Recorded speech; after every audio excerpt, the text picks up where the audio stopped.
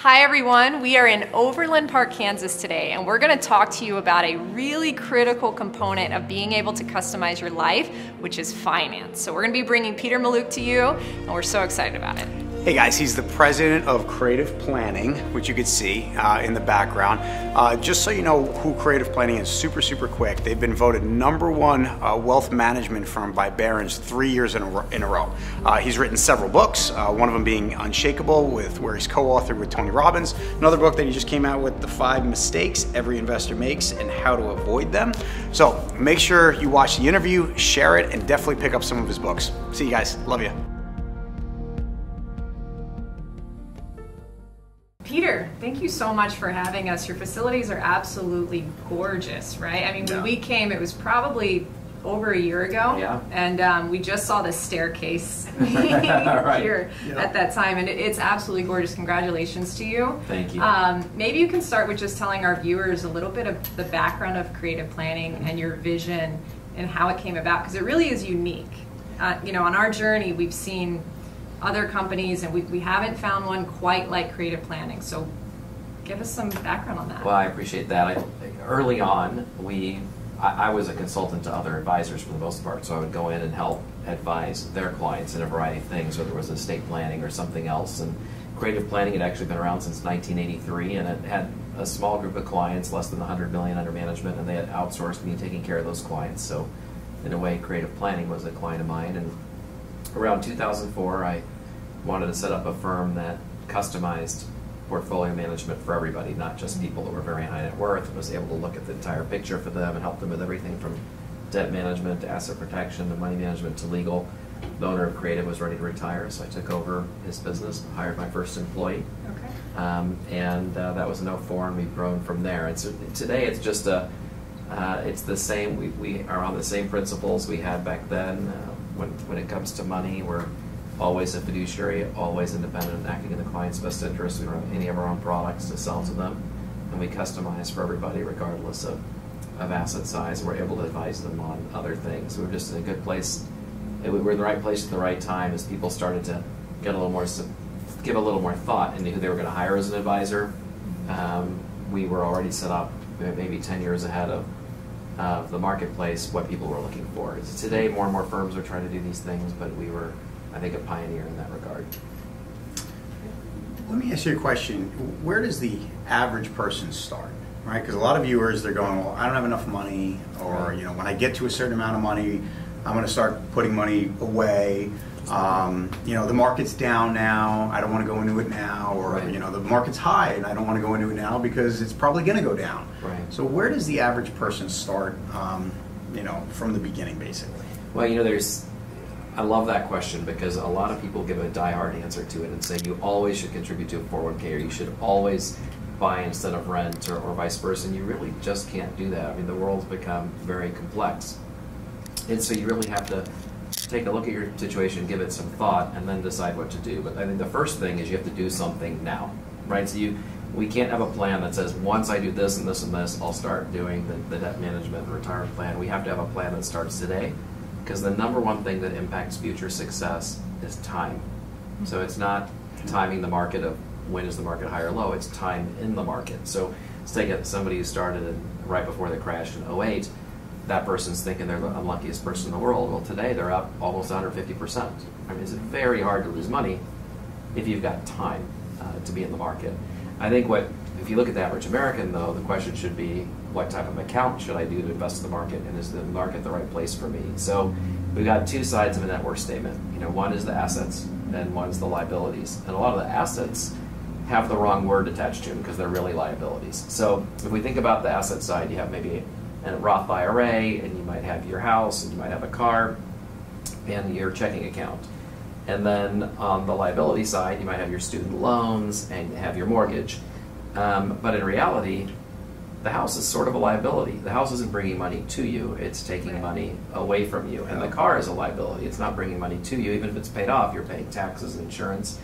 It's taking money away from you. So we really have to start to look and go, what's going to build my wealth versus take money away from me? So you start by writing down your assets and your liabilities, and you go, okay, if I want this pile to be as big as possible 10 years from now, what do I do? And if you've got credit card debt at 13%, well, you should not be investing in the market because the market's probably not going to earn 13% for you. You should take that guaranteed 13% rate, rate of return you can get and pay down that credit card debt. Now let's say we get through that and you're left with student loans at 4%.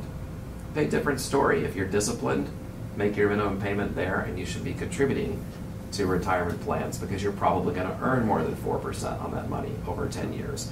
So it's dividing between assets and liabilities and where should I tackle first. It's not necessarily build all the assets, it's not really pay off all the liabilities, it's what are the rates tied to these things and are they guaranteed rates. If you have a rate that's floating on your house, it's 4% but it's going to keep going up, well, we might tackle that even though it's low because we don't want it, when it becomes variable, we don't want to pay a very high rate. So I didn't want to make it more complicated than it needs to be. No, it's simple. I mean, literally just somebody write down your assets, write down your liabilities and go, what is taking money from me? And debt takes money from you, and so let's tackle that high debt first. Yeah. Well, okay, so let's say somebody tackles this high debt. Right. And now they have some cash. And with what we do, we have a lot of people come to us and go, what should I do with my money? Or I'm going to become a day trader. Right. And our philosophy and what we were always taught from other people that were successful, they said, keep doing what you're doing that's making you this money, and have somebody who's a professional, in your case, manage your money. And they're paid to help you become wealthy. Right. Can you talk about maybe day traders and maybe why that isn't maybe the smartest option for the average person who has a full-time job, family, and everything else? Right. So I would divide it between the day trader, which a lot of people, once they have money, they want to do that, and the do-it-yourselfer, because there's a lot of in between before you hire a professional too. But most people should be focusing on their day job because your day job is where you're going to make more money than you can in the market. If you could make as much in the market as you could in the day job, no one would go to work, right? They would just go, I'm just going to sit at home and trade McDonald's stock for Nike stock and somehow make 30%. That's not how it works in the real world. And it's very hard to find that investor that's done that. So people have this idea that there are a lot of people that have done that. But if you look at the great investors, J.P. Morgan, Templeton, Buffett, all those, none of them made their money that way. That's not how they did it. They bought and held very big companies that they expected to be successful over a very long period of time, and they kept reinvesting and reinvesting and reinvesting. And they had time on their side too. I mean, they wound up doing this for a long time. So you have to look at the portfolio and go, look, my expected return here is in the high single digits probably, and if everything in the world works perfect and I'm extremely aggressive, maybe a little better than that, and start to get your brain around that so you can make a plan that's tied to that. If your plan is I'm going to earn 30%, your plan is probably going to fail. And so now there's the data around day trading. I mean, the data around day trading is overwhelmingly negative. So if you have people that go in, you put 100 people in a room and tell them day trade your way to success over 10 years, the vast majority of them will hit zero before they even get a decent rate of returns. There's just a lot of statistics against you. You've got the taxes that come from it, you've got the trading fees that come from it, you've got the emotional mistakes you make, and you put all those things together and you see why. I mean, there used to be day trading centers set up all over the country back when the market never used to go down. Well, they're all closed today. I mean, I'm not aware of any of them that are still even open. Because between 9/11, the tech bubble, 08, 09, everyone figured out, you know what, one bad month and it's over. Yeah. So that's not really a model. Now you might have the do-it-yourselfer versus an advisor, and there is a place for do-it-yourselfer who loves it, has the time to do it. It's their hobby instead of golfing or bowling or gardening. They love spending a bunch of time on this, and is going to stay engaged and not make a behavioral mistake, and is good enough at financial thinking to plan their world out. That's not a lot of people, right. But there are some people that mold fits. I don't want to take care of my lawn and garden for a couple hours a week, but one of my neighbors does. And so if it brings you joy, God bless you, have at it if you're good at it and you're disciplined and everything else. But what you find is the higher net worth people become, the more likely they are to have an advisor. I mean, there's one study that shows that people with very, very high net worth, almost 99% of them are using professional help, because as you become more sophisticated, you realize that transferring that discipline and that knowledge is a wise decision. And so it's the people that have the least money that are least likely to use a professional, and strangely the ones that would benefit the most from getting off to a good start. So everything, the success that we've been able to build in our life has really come from tapping into experts like yourself. Right. Different mentors we have in different areas of our life, and have really appreciated this relationship with you to help us get to the next level. Right. And you two bring two things I think that your viewers should be looking for too, which is discipline and finding the right advisors. It's not enough to have an advisor. You have to find the right lawyer, the right CPA, the right money manager. So if you go sit on a journey today and you go get a CPA, an attorney, and a money manager, and they're not very good, you might have been better off doing nothing. You know what I mean? So you really have to be careful about those people that you select. And then you have to bring, and I think, you know, I would attribute your success would be number one to discipline. You know, you repeat the same good habits over and over and over again, and that's the kind of approach you need to take to building personal wealth too. Yeah, absolutely. So let's talk about the right person in terms of the word fiduciary, because that was a new word for us a few years ago. We weren't aware, you know, of what that meant and how important it was to understand that. So can you give us the definition of that and why it's so important? So fiduciary is really simple. It's just somebody that has to act in your best interests. And we're sort of used to that in the United States. A doctor is a fiduciary, a lawyer is a fiduciary, a CPA is a fiduciary. In all those cases, they have to act in the best interests of their client or their patient. Overseas, in some countries like Australia, the financial advisor, or the United Kingdom should be a fiduciary too. But the United States basically allows two different rules to be followed when it comes to investing. One is you can be set up as a broker, in which case you only have to do what's suitable for the client. Or you can be set up as a registered investment advisor, in which case you have to do what's best for the client. Now, why in the world would anyone set themselves up as a broker? And the answer is they can make more money, right? So all things being equal, everyone would choose to work with somebody that has to act in their best interest when it comes to their investments. No one would ever say, I'll go from the highest standard to the lowest standard. No one would choose that.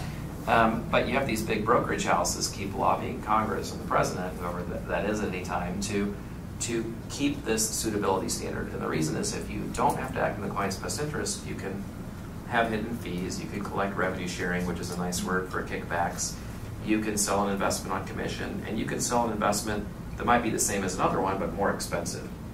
A fiduciary, if they're looking at two investments that are the same thing and one costs less, the fiduciary has to give you the one that costs less. If there's a way to buy it on commission and one not, they have to give you the way to buy it without the commission because they're legally obligated to act in your best interests. And we're in that group of advisors. We're not the only advisor there. There's 10,000 to 30,000, depending on what list you want to look at, of those fiduciaries, and all your viewers should be focusing on that group. And how do they know?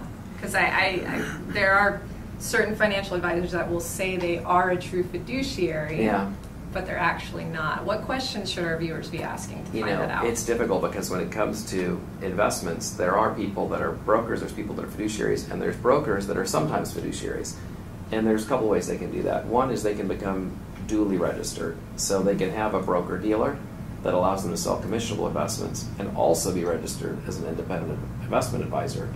And so they can literally be in a meeting with you and wearing an invisible blue cap where they're a fiduciary, and then take that off and put an invisible red cap on, and now they're a broker and they can sell you a variable annuity and make a commission.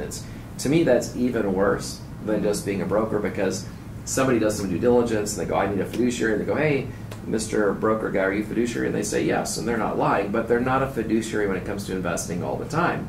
They're a fiduciary just part of the time, and it's extremely confusing, and they need to clean up that set of laws. If you go to your advisor's website, on the bottom it says securities offered through whatever broker-dealer, you know that they, at least some of the time, are not acting as a fiduciary. So it's kind of the easiest litmus test for somebody to use. Great to know. Wow, that's really good info. In regards to your values, you've built an incredible culture here. You know, also with your family. You know, you're a big-time family guy. You know, pictures of your kids. I think that's awesome, and that definitely, when we first met you, that just built a ton of trust. Absolutely. With us and with you. And you're very mindful of your employees and making sure they have family time and making sure that they're doing the things. Can you talk about that a little bit? You know. I think finance is an interesting business because it started as very transactional. So if you look at most of the industry, it's, hey, we're going to create a product and we're going to go sell the product, or we're going to create an offering and we're going to go sell it. And so it's attracted a lot of kind of the alpha male, super aggressive, sell. Yeah. And, you know, that really played into the world of commissions and product pushing. And people not getting what they really need, but getting what somebody wanted to sell them. Well, the whole nature of our business is to try to be on the same side of that table as the client all the time and go, how can we help you get in a better place with your investing and everything else? So in the beginning, I wasn't frankly thoughtful about it. I was just trying to hire people that I trusted and I cared about. And my test was, hey, would my mom and dad be comfortable in front of this person? I mean, they're immigrants, my dad's a doctor, my mom used to be a teacher, and then I think about my brothers. One's in sports marketing and one's a screenwriter. None of them like this stuff. They all want to delegate it. So I thought, if they're sitting in a room with somebody that I hired, would they feel comfortable? Would I feel comfortable? And that became my test. And it was an interesting test, because today, when I look at all the things I think about before I hire somebody, that's still the highest bar they have to get over. It's still the thing today, almost 14 years later, that when I'm in the room for my interview with everybody we hire, I meet with, that's the thing I'm thinking is, if everybody in the firm went away and my family's sitting with this person, how's this going to go over? And what I'm really looking for is somebody who's consultative and somebody who cares. And I'm certainly not perfect at nailing that, right? But that's what I'm looking for, and when we don't nail it, we try to correct very, very quickly, because that person is going to make the client feel more comfortable, and also they're in the wrong business if they don't like that. There's a million finance businesses where they can go cram something down somebody's throat, yep, where they can create or push a product or make a big commission. I want people that are not drawn to that. So if you look at the industry, the people that are most successful are the guy on the golf course or the woman networking at events, and they wind up making all the money, and they hire people that know what they're doing to take care of the clients. I'm hiring the people who know what they're doing. Those are the people I'm trying to hire, and the clients just come. The clients just come to the firm, and they know they're going to be taken care of, and the people they're dealing with are competent and consultative and care about them. And if I can attract those kind of people, I want to do everything I possibly can to make it as good as an environment as I can for them. Well, you're literally building your business on the golden rule, which is doing to others as you'd like them to do unto you. Right. And it's obviously worked out and is working out very, very well for you. And it's like, for us, when we sat with you, it was like, that's what we always think. It's funny that you say that. I'm literally, as you're saying that, I'm going, that's how we are. Because we literally say to people as they work with people, we go, look, if you don't trust this individual, if you wouldn't want this person around your family, without you there, why would you go into business with them? Right. So expand upon that. How do you make sure family is at the core with your employees and your culture? So one of the things that we want here is I do want people to work hard. So we have a culture where we want people to give their all when they're here. But I always tell everybody, I don't want anybody to miss anything ever. So if one of the kids has a spelling bee Tuesday at 2 o'clock, or it would be great if you were in the cafeteria at school at 11:30, creative planning is going to find a way to allow you to go do that. And so we want to give people the flexibility to do whatever they can. And also, here in Kansas City, we've got a cafe. We bring the family in. We've got high chairs. And just before this, I was down there and got to meet 2 families I hadn't met before. And I think having a culture that feeds that, it's awesome for me, and I think it's probably great for them as well. That's great. In terms of success, again, you've built a tremendously successful business. You're growing like crazy. What is your mindset with success? So I've had enough clients, and there's probably not too many people who have sat down with as many high net worth households as I have. I'm still an advisor. I still sit down with clients literally every single day.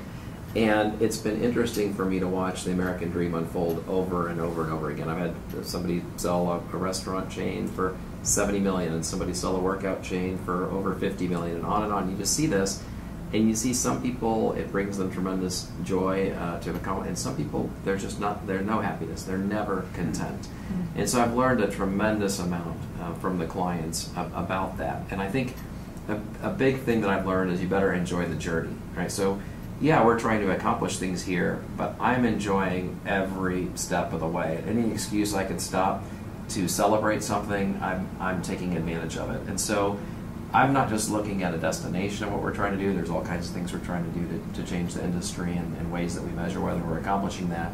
But I'm looking at every incremental move. And I think if you can enjoy the journey, you're more likely to be happy. Because let's face it, we're all human. We get to the destination, we're setting a new destination, right? Yeah, we're never going, I'm done, and go home and go to bed and just stay in bed forever. We'll find a new mountain to climb. So if you're not enjoying the hike, you're going to be miserable. And so having that is a big piece of it. In terms of what success is, I mean, to me, success is if you can leave an interaction, if I can have anyone that worked here, later say that was a great decision I made, and I feel like I contributed and was significant and did good things, or anybody you touch outside of work, that person can be better off knowing you.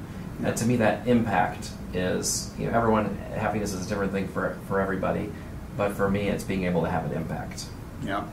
Yep, leaving a legacy. Yeah. Yeah, that's awesome.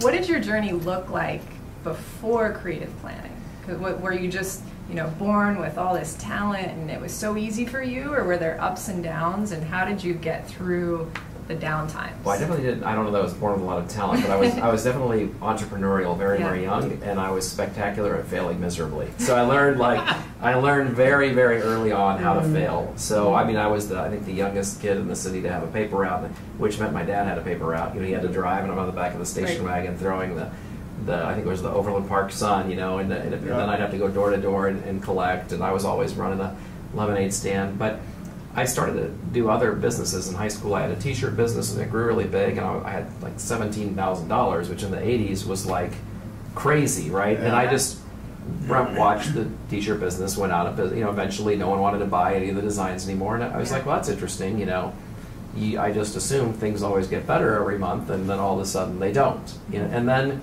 probably the biggest lesson for me was in college. A friend and I got together and we opened one of those used CD stores, buy and sell CDs, and started out with mostly tapes, and then tapes went away and it became CDs, and so I kind of learned how quick things can turn there. But we went from 1 store to 2, and 2 to 4, and 4 to 8, and it became a pretty big deal. It was the biggest in the region, and it was doing really well. We've never taken any money out. We reinvested all along the way, and in fact there were 2 small partners we bought out along the way. And then I bought out my final partner, and the next quarter, Napster came out. And a quarter later, everything was done. It was just unbelievably amazing. And that whole time, I thought I was competing with the music store up the street and the new CD store and whatever. And you learn that in capitalism, who you think you're competing with is not necessarily who you're competing with. Walmart thought they were competing with Target. No, they were competing with Amazon, right? Yeah. And HBO thought they were competing with Showtime, but they're competing with Netflix. Things move very, very, very rapidly in capitalism, and it was fascinating because here I was, I'd worked more hours in those stores than anyone else, but and I was the only person who really never got paid. I think I got paid 2 months before the whole thing closed. I think it was like $8,000 in total that I put in my pocket when I said, hey, I've got enough stores, I'll just take it easy. Now, of course, that was the greatest thing that ever happened, because, coming out of college, I might have been like, hey, this is great, I'll just do this forever, but I've just had so many entrepreneurial things that I've done that eventually pretty much everything I was doing no longer really exists today the way it does that. And so it's always kept me top of mind of where is the marketplace and how do I stay. I don't need to be on the bleeding edge, but really close to the cutting edge of how to make sure I'm delivering the most value all the time to that end client. See, but your mindset is different than most people that try something. When they fail, they're like, look at this, look at what happened, I failed, I shouldn't have tried. Your mindset, you just said it, that was the best thing that ever happened to you. Yeah. Because, can you talk about that a little bit? Because, when you had multiple stores and then Napster comes out, that would crush a lot of people. I've just always felt like, even then when I was in my 20s, and I wasn't against school, I spent a lot of time in college getting a lot of different degrees. And I think that was more because I enjoyed my time there than I needed to have all those degrees. But easily the best lessons I learned were the businesses that I had started, all of which had failed. And so I think that, and even then I remember thinking, wow, what a great experience and how much I learned from this. I wasn't like, I can't believe I spent 3,000 hours, doing this and have, 40 cents an hour to show for it. It was an incredible lesson, much more valuable than my law degree or MBA or any other degree I got along the way. And I think you have to have that attitude. Even at creative planning, we're saying, okay, will this benefit the client? This is the best way to do this. And being able to recognize really quickly this doesn't work and not be married to it, toss it aside and go, look, we lost money on that. That didn't. We had the wrong people. We had the wrong technology. We had the wrong offering. Let's do whatever it was. Let's fix it and go do something else. I'm more focused on that very, very long game than whatever's happening day to day.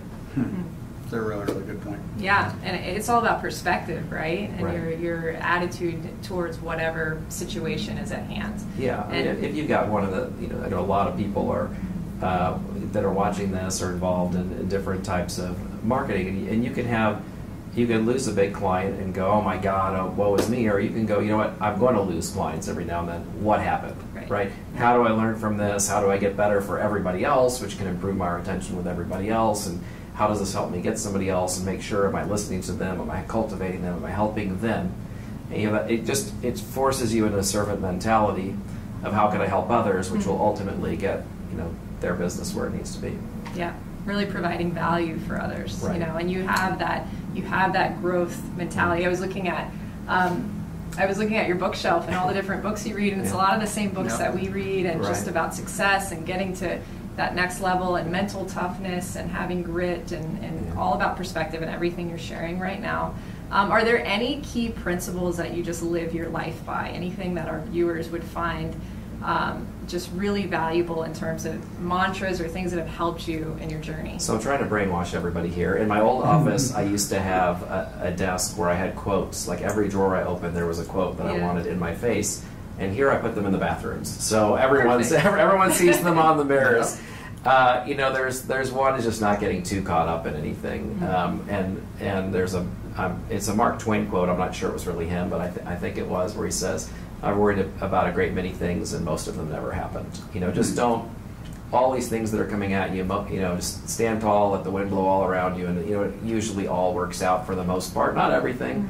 I ask myself a lot, is this going to matter in 5 years? If I'm really have something coming in. And sometimes the answer is yes, and it increases the stress level. Wait, this is a really big thing. I better make sure I focus on this. But most of the time I'm like, this thing I'm getting worked up about, whether it's a kid's basketball team or some big client, is it really 5 years from now, is this a game changer?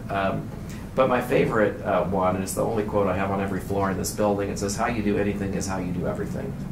And it's really just saying, everything that you approach, are you approaching it the best that you possibly can? Because I'll have a lot of different things going on, and I'll find myself not really giving my all to a particular thing, whether I walk into the house with the phone in my hand, which I try never to do, or maybe have a meeting that's too short because I don't like meetings, but maybe we need to be more thoughtful about something. And I really just try to pause multiple times throughout the day and go, how am I doing this particular thing? Because you can easily get in the habit of compromising along the way, and that can just impact a lot of outcomes as well. Wow, that's really great. That's awesome. So, the word mentorship, is it something that means a great deal to you? Have you had any mentors in your life that have really helped you get to this point? From what we found, anybody who's been successful, there's always been a mentor that has led them to that place. So you can have an official mentor, not official mentor. Like I think about athletes. I remember I think it was Charles Barkley said, I'm not a mentor to your kid. Well, you don't get to choose in some cases to be a mentor, right? If you're somebody like that, people are observing, they're going to model what you're doing, good or bad. In my case, I had 3 people. One was my dad, and I just really learned kindness from him, just being kind to people, and being a servant to others from my mom. But I also observed 2 men in business, one of whom maybe didn't make the best financial decisions all the time, but he was extremely warm and welcoming to everybody around him all the time. And someone else who had financial success, but his employees didn't respect him or like him really at all. And I thought, wow, what a failure this is. Yeah. What this person could have accomplished. In an ideal world, you have a mentor. Okay, you have somebody that's really available to you, and it's not just a mentor; it's who the mentor is. We want somebody if you're trying to accomplish something, you want somebody who's been successful in that area as your mentor. And sometimes it doesn't translate, right? We can't take it. Just because somebody's successful in one area, it doesn't mean they're going to be a great mentor in an area. So to the extent you can figure out what you're trying to accomplish and find a person who's accomplished it before, they've made some mistakes for you. You can learn from what didn't work, you can learn what did work, you can work what works a lot versus what works a little, and that can be incredibly powerful. And that mentor is hard to find. I mean, probably every day somebody emails me and says, Peter, can I grab a cup of coffee and pick your brain? And I used to have the hardest time saying no, but I finally just said, if I say yes, I'm never going to be able to do anything with my family and my employees and team, which is where I really want to put my time. But if you can find that one person who's already hiked that trail that can tell you, hey, there's rocks over here, and you should go left instead of right. It can be incredibly better than any degree you could get at school, better than anything you could read, to have that person on that you can follow their personal journey.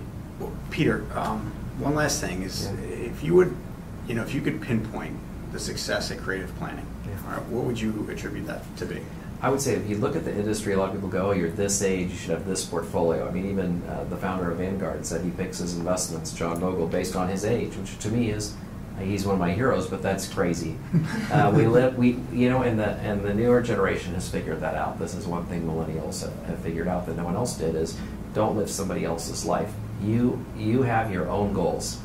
And in our firm, we help people figure out those goals, and then we customize what it's going to take to get there. And it's the exact same thing you all do. I mean, your website's called Customize Your Life. Yep. And what you're trying to do is say, look, you don't need to inherit what somebody else told you you're supposed to do, and don't follow some formula from a book.